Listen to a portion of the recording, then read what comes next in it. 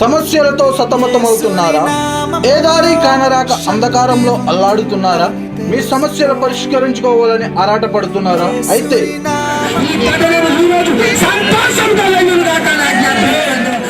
యవన ప్రాయంలోనే దేవుని సేవలో బహుగా వాడబడుతూ స్వస్థత, ప్రవచన, వివేచన వరములు కలిగిన దైవజనులు బ్రదర్ ఎం నరేష్ గారు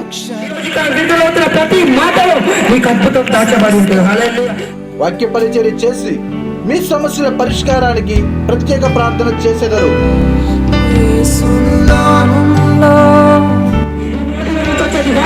ఈ వాక్యం ద్వారా నీకు స్వస్థత, నీకు అభిషేకము, నీకు ఆరోగ్యము కలగబోతాను.